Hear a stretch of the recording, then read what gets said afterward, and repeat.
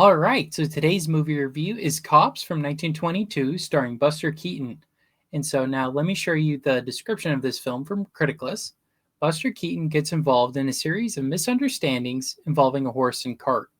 Eventually, he infuriates every cop in the city when he accidentally interrupts a police parade. All right, so now let me share my thoughts on the plot. So, the plot, I give it a 3 out of 5. It's not a terrible plot by any means, but it is a little simplistic. It really is just the gags that we're there for, not really a story like in The General or in a Sherlock Jr. or anything like that. Really, it's just the sight gags, the chases, him in the horse cart and whatnot. That's the point of the film. It's also a 22-minute shorter film. It's not a feature-length film at all either. It's really just Buster Keaton's stunts. That's what this movie is. It's nothing more than that. So that's why I gave it a 3 out of 5. All right, so now let's move on to the acting. So the acting, I give it a 5 out of 5. Despite it not being a feature-length film, I thought Buster Keaton was fantastic throughout the entire film. His scenes are the best parts in the whole movie. I love his reaction when he gets the horse and buggy, and then people start loading stuff into it because they think he's the mover or part of a grocery store, whatever it is.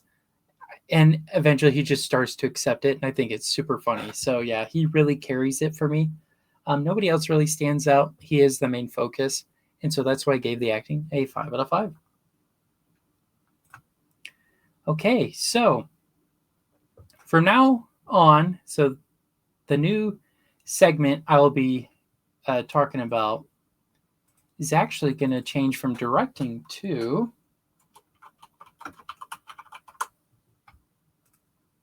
set design. So I've been finding that with directing, right, people were kind of confused, myself especially, on what I was meaning by that. So now this will be the focus. To me, this is more what I was thinking, the layout and the look of the movie. And having said that, there are going to be some episodes that are going to be coming out after this one that don't have the new rating. So keep that in mind. But from this point forward, this will be the new thing that I rate with a film instead of the directing. It'll be set design. And so for the set design of this film, I gave it a 4 out of 5. I thought the outdoor setting was great. It really looked like they were in the city. They were most likely in downtown Los Angeles. So that gives it a sense of realism, especially during the parade scene and all the chases throughout the film. That's what I like about a lot of Keaton's films. He didn't have a bunch of set pieces. Most of it was just in the wild, in the real place, right?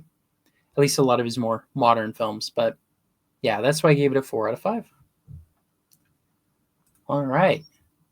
So, same with directing. I'm also changing this to just cinematography.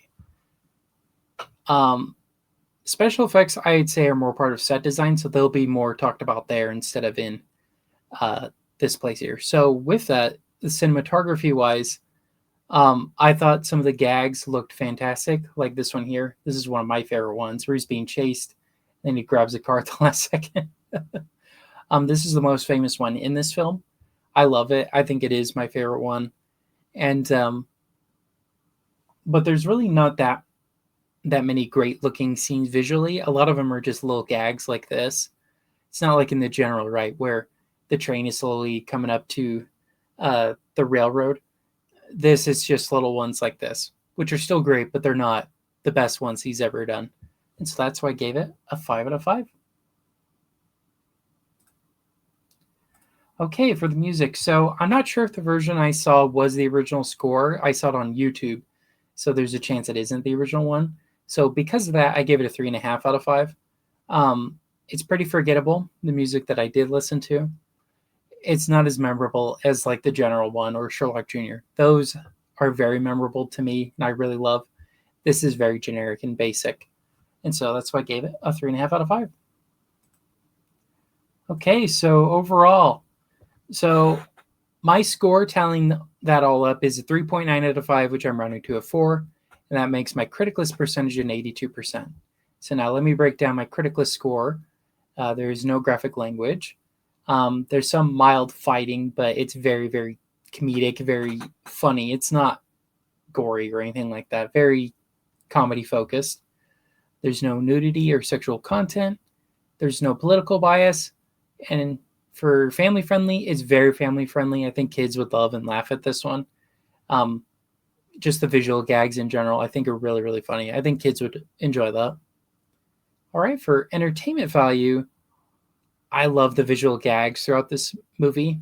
Um, Keaton, especially, is what carries a lot of the scenes, and is what worth seeing. That's really the only thing worth seeing is him interacting with others, like the police officer here, or being chased and whatnot. They're really funny moments. Or when he has the bomb that he doesn't know about, really, really funny stuff. And so all that to say, would I recommend this movie? Yes, though don't expect a full story like The General or Sherlock Jr., like I was mentioning.